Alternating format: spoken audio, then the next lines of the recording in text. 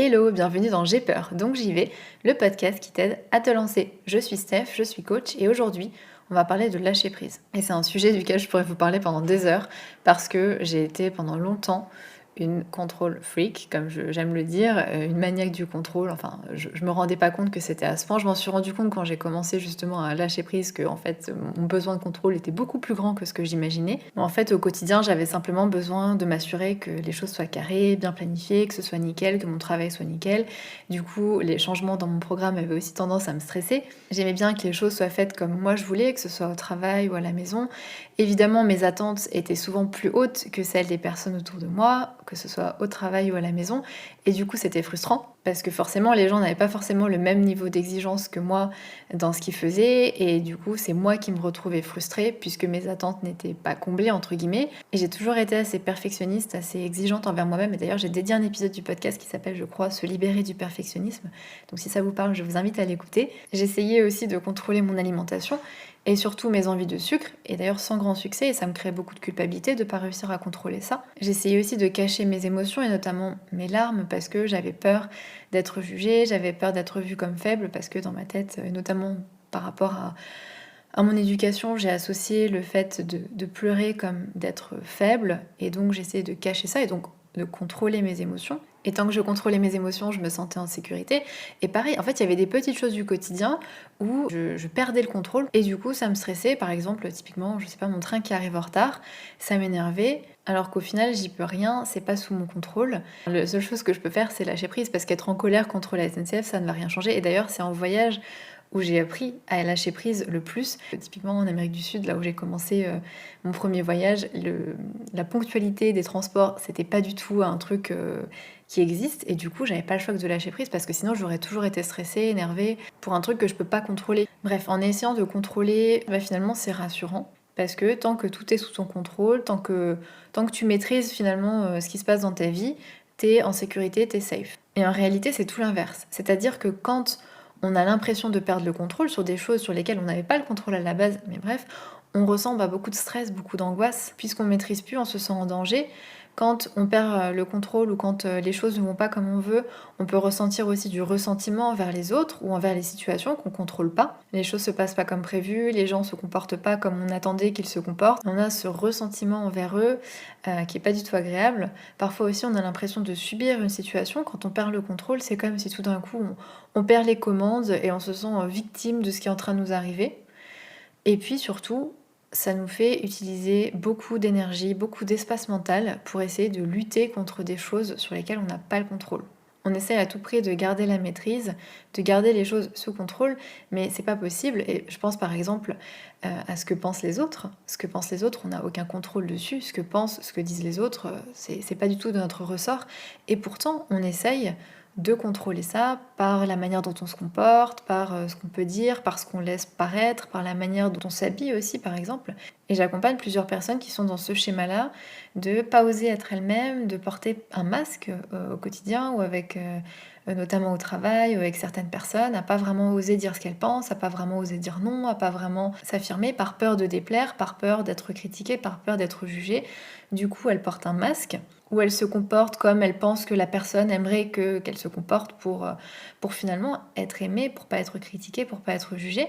Et donc c'est une manière d'essayer de contrôler ce que l'autre pense. Et souvent c'est un mécanisme qui est complètement inconscient, la personne ne se rend pas compte qu'elle fait ça, et pourtant c'est vraiment une manière qu'on a d'essayer de contrôler ce que l'autre pense. Et on le fait tous à différents degrés. Enfin, quand vous allez pour la première fois dans votre belle famille, vous voulez faire bonne impression, vous voulez que vos beaux-parents vous aiment, vous y allez avec, je sais pas, des fleurs, un gâteau, vous êtes tout sourire, vous essayez d'être gentil, adorable, aimable, et c'est normal, on fait tout ça. Le problème, c'est quand c'est vraiment tout le temps, que c'est au point de vous nier vous, quand c'est au point de laisser passer les autres en premier, d'oublier vos envies, d'oublier vos besoins et de complètement vous transformer en fonction des personnes pour plaire. Là, ça devient un problème et c'est vraiment cette stratégie pour essayer de contrôler ce que l'autre pense, mais ça vous bouffe énormément d'énergie, ça vous bouffe énormément d'espace mental. Et donc, au lieu d'être safe, puisqu'on pense que tant qu'on a le contrôle, on est safe, en fait, c'est l'inverse. C'est-à-dire que ça vous met dans une position d'insécurité et ça reflète une insécurité. Et je vous le dis d'emblée, c'est personnellement quand j'ai réussi à lâcher prise que j'ai vraiment repris le contrôle. Parce que lâcher prise, c'est arrêter de lutter contre ce qui est. Il y a des choses sur lesquelles on n'a aucune emprise et pourtant on essaye souvent de les contrôler, ou quand on n'arrive pas à les contrôler, on se sent impuissant, on se sent frustré, on se sent en colère, on se sent triste, alors que à la base on n'avait déjà aucun contrôle dessus et c'est voué à l'échec. Et je pense par exemple la maladie, on peut se dire autant qu'on veut que c'est injuste et que ça devrait pas être comme ça et essayer de lutter, mais les choses sont telles qu'elles sont et ça ne fait que rajouter une couche d'émotions désagréables par-dessus quelque chose, et c'est le fait d'essayer de contrôler ou de vouloir avoir de l'emprise ou du contrôle sur quelque chose sur lequel vous n'avez pas d'emprise. Et de la même manière, le comportement des autres, la vie des autres, les décisions qu'ils prennent, ce qu'ils pensent de vous, c'est des choses sur lesquelles vous n'avez pas le contrôle. Idem pour le mauvais temps. Alors ça, c'est typiquement l'exemple qui... moi, j'étais capable d'être... et encore aujourd'hui, hein, parfois, je suis de mauvaise humeur parce qu'il fait moche. Et en fait, ça n'a aucun sens. Être énervé ou râler parce qu'il fait moche, ça va rien changer. Finalement, je n'ai aucune emprise là-dessus. De la même manière, on n'a pas d'emprise sur le passé est passé, sur nos émotions. Et ça, c'est important aussi de le comprendre parce qu'une émotion, une fois qu'elle est là, elle est là. Tout ce que vous pouvez faire, c'est l'accepter, la laisser passer. Parce que souvent, on est en lutte contre nos émotions. Et moi, je vous donne un exemple, une émotion avec laquelle j'ai beaucoup lutté, c'est mon anxiété. À chaque fois que de l'anxiété émergeait, ça m'énervait d'avoir de l'anxiété. Je ne voulais pas ressentir ça, donc je rejetais cette émotion. Et au lieu de juste laisser voilà, mon anxiété passer et d'avoir de la compassion pour moi-même, au contraire, je ressentais de la colère, de la culpabilité, ça m'énervait. Je ressentais parfois de l'anxiété à propos de mon anxiété. Et finalement, ça ne faisait que rajouter des couches d'émotions sur mon émotion de base qui aurait pu très bien passer rapidement. En fait, ça ne faisait que l'étirer et l'aggraver. Donc voilà, arrêter de lutter contre nos émotions, accepter nos émotions, accepter le changement aussi. Le changement, c'est quelque chose parfois sur lequel on n'a aucune emprise. À part l'accepter et essayer de lutter constamment contre le changement, c'est parfois voué à l'échec quand quand vous y pouvez rien en fait. Donc tout ça pour vous dire que lâcher prise, arrêter de lutter contre les choses qui sont, c'est libérateur. Vraiment, ça vous libère du temps, ça vous libère de l'espace mental, ça vous permet aussi de gagner confiance en vous, mine de rien, parce que quand je lâche prise et que je me dis que quoi qu'il arrive, j'ai confiance en moi pour m'adapter, pour rebondir, ça veut dire que j'ai confiance en moi. Il y a des moments où je me sens hyper vulnérable, où j'ai l'impression de plus rien contrôler, voilà, les événements se passent autour de moi et je peux rien y faire. Et juste de lâcher prise et de me dire ok, je sais que je suis safe, que quoi qu'il se passe, je saurai rebondir, je trouverai des solutions. C'est hyper rassurant en fait. J'ai confiance en moi pour me dire que peu importe si j'ai pas le contrôle et que les choses sont justement hors de contrôle, je vais gérer. Et ça, c'est hyper précieux. Ça nous donne une sécurité intérieure qui est quand même voilà, vachement précieuse. Et puis évidemment, lâcher prise, ça améliore grandement nos relations avec les autres, puisque quand on essaye de contrôler les autres, il y a deux solutions. Soit les gens vont en gros se plier à vos volontés, à votre manière de faire, soit ils vont se rebiffer à un moment donné. Ça mène très souvent à de la frustration, à du conflit potentiellement. Donc le fait de lâcher prise et de faire confiance aux autres aussi, ça permet d'avancer plus sereinement dans vos relations, d'améliorer vos relations. Bon, après, je vais pas vous mentir, lâcher prise, c'est pas facile. Et c'est pour ça que quand quelqu'un vous dit mais lâche prise, juste laisse tomber, arrête d'y penser, ça ne marche pas. Parce que forcément, ça serait trop facile. Et effectivement, lâcher prise en soi, c'est facile, c'est le truc le plus simple du monde, c'est-à-dire accepter, ne plus rien faire, arrêter de lutter.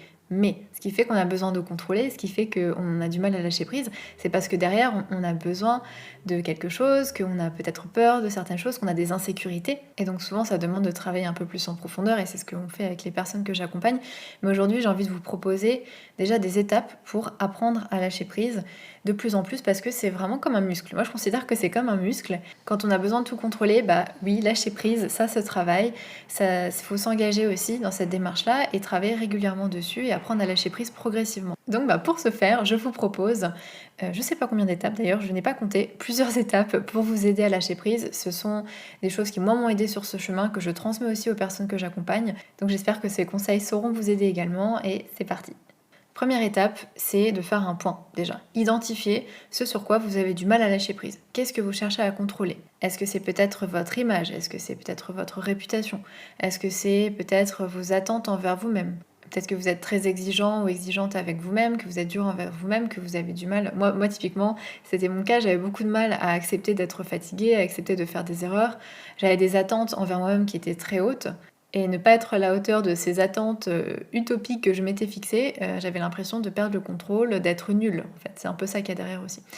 Ça peut être aussi votre alimentation, et là encore une fois, je vous en ai parlé un petit peu avant, mais vraiment pour moi ça a été, et c'est toujours d'ailleurs un chemin sur lequel j'avance. Bref, pendant très longtemps j'ai mangé mes émotions. Vraiment littéralement, quand j'avais une émotion inconfortable, quand j'avais un inconfort, mon premier réflexe c'était de manger.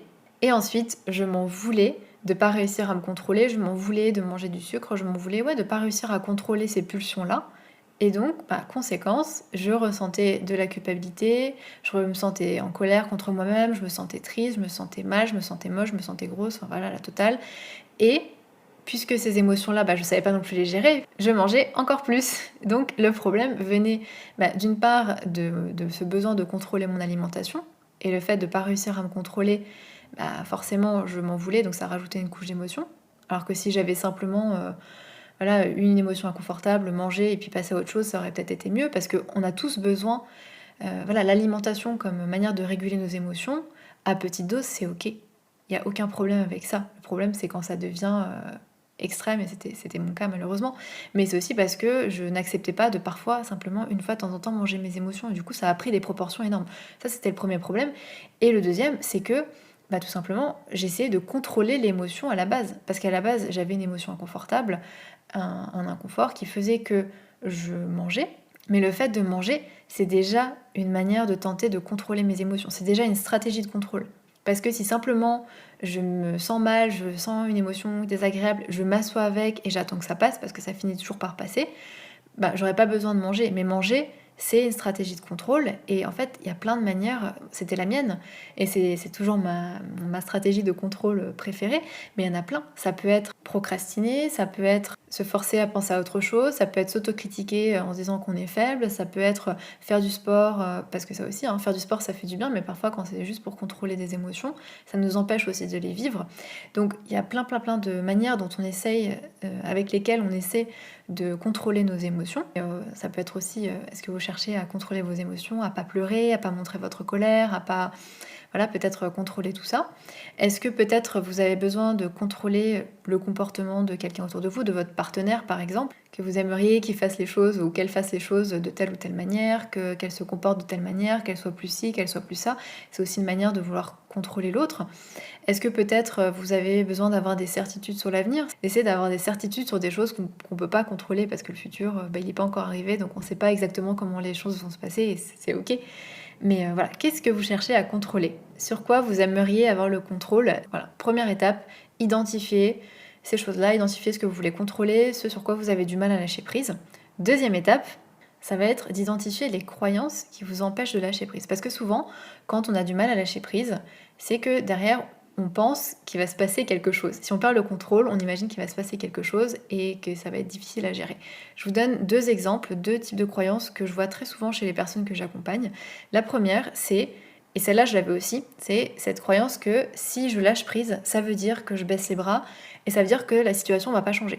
Qu'en gros, si je renonce à changer mon boss ou mon mec, ou par exemple, je prends l'exemple avec des personnes, si je renonce à essayer de les changer, ça veut dire que je me résigne, ça veut dire peut-être même que je suis d'accord avec les situations.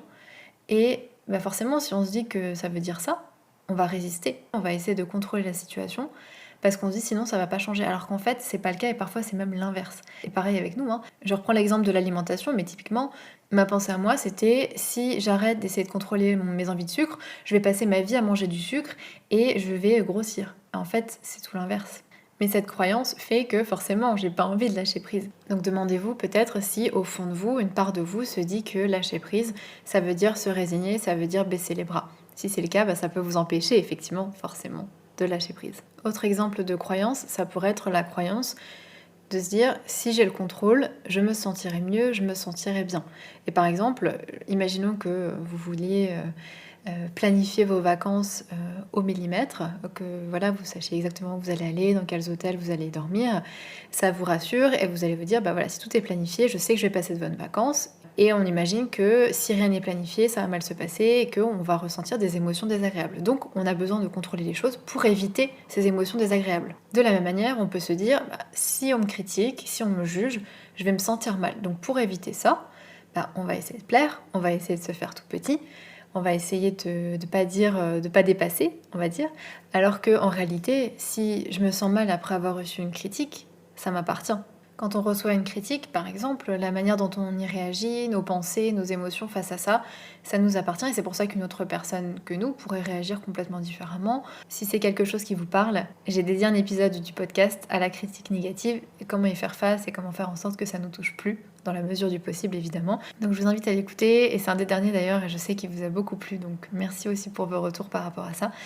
Donc pour revenir à cette croyance-là, cette croyance au fond de nous que tant qu'on a le contrôle, on est sûr de se sentir bien, de gérer, de se sentir mieux, ça peut être dangereux parce qu'en réalité, c'est pas le fait de tout maîtriser qui fait qu'on se sent bien, mais au contraire, ça perpétue une insécurité qu'on a en nous.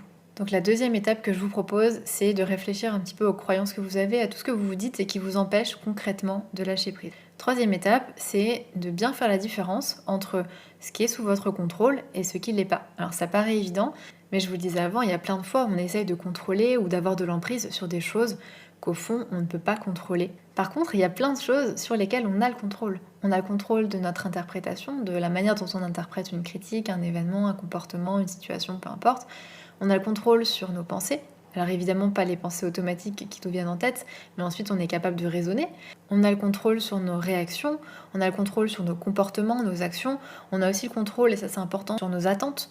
Également, on a le contrôle sur nos paroles, sur le jugement qu'on fait d'une situation ou des autres. On a le contrôle sur les leçons qu'on décide de tirer d'une situation.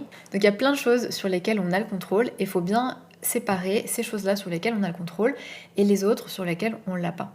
Parce que c'est sur les choses sur lesquelles on a le contrôle qu'on doit porter notre attention. Parce que c'est là où on peut faire changer les choses. C'est là où on peut vraiment agir. Et par exemple, si votre manager est exécrable, c'est quelque chose qui m'est arrivé il y a quelques années lorsque j'étais salariée, ma manager était exécrable et au début, je souhaitais qu'elle change. Voilà, ça me mettait en colère, ça m'énervait, je comprenais pas son fonctionnement, ses procédures, son manque de communication, son inefficacité et je souhaitais au fond de moi qu'elle change. Malheureusement, je peux le souhaiter autant que je veux, j'ai pas le contrôle là-dessus. Par contre, quand je regarde ce sur quoi j'ai le contrôle, je peux lui dire ce que je pense, je peux aussi changer mes attentes, je peux changer même d'entreprise, je peux accepter et puis faire avec. Il y a plein de choses sur lesquelles j'ai le contrôle et qui font que, en lâchant prise sur ses comportements à elle et en me reconcentrant sur ce que moi je peux faire, là vraiment les choses ont pu s'améliorer. Quatrième point que j'aimerais aborder avec vous, c'est le fait d'accepter que vous ne puissiez pas contrôler ce que les autres pensent de vous. Et c'est important qu'on en parle parce que c'est un sujet qui revient très souvent avec les personnes que j'accompagne, cette peur du jugement, ne pas oser être soi-même, porter un masque, etc. Et cette envie d'avoir le contrôle sur ce que les autres pensent. Et au fond, c'est parce que forcément, on a tous besoin d'être aimés, on a tous besoin d'être appréciés, d'être approuvés, de faire partie d'un groupe, d'être acceptés. Et comme on a peur qu'en étant nous-mêmes, on ne le soit pas, on n'ose pas forcément dire ce qu'on pense, on n'ose pas être nous-mêmes, on essaie d'être gentil, entre guillemets, on essaie d'être drôle, on essaie d'être disponible avec nos amis, de faire bonne figure devant nos beaux-parents, d'être un bon employé au travail, on essaie de faire plaisir aux autres, on finit par s'effacer nous-mêmes, on est dans le contrôle de ce qu'on montre aux autres, de ce qu'on leur donne, parce qu'on essaie de contrôler ce qu'ils pensent de nous. Parce qu'au fond, ce qu'on craint, c'est d'être critiqué, c'est d'être rejeté, c'est d'être abandonné, d'être ridiculisé. Malheureusement, on n'a aucun contrôle là-dessus. Malgré tous les efforts du monde, on risque toujours d'être mal interprété, on risque toujours d'être critiqué, d'être largué par notre partenaire. Donc l'accepter, c'est une libération énorme. Accepter qu'on puisse être critiqué, qu'on ne puisse pas contrôler ce que les autres pensent de nous, qu'on ne puisse pas imaginer ce qu'ils sont en train de penser de nous, c'est libérateur, mais vraiment, vraiment, vraiment. Accepter qu'on sera toujours jugé, critiqué et aussi développer la sécurité intérieure de l'être sans que ça nous ébranle fortement, ça nous permet d'enlever le masque, ça nous permet d'être nous-mêmes et aussi d'agir non plus par peur mais par envie. Parce que très souvent, et je pense notamment aux personnes qui sont trop gentilles, et là je fais des guillemets avec mes doigts, c'est pas joli mais je le fais quand même, vous le voyez pas de toute façon mais voilà, je me suis trahie. Parfois les personnes qui sont trop gentilles, c'est pas parce qu'elles ont vraiment envie d'être gentilles, mais c'est plutôt parce qu'elles ont peur de décevoir, parce qu'elles ont peur de pas être aimées et donc elles sont pas gentilles par motivation. La motivation derrière en fait c'est plus la peur que l'envie et ça c'est important de l'identifier.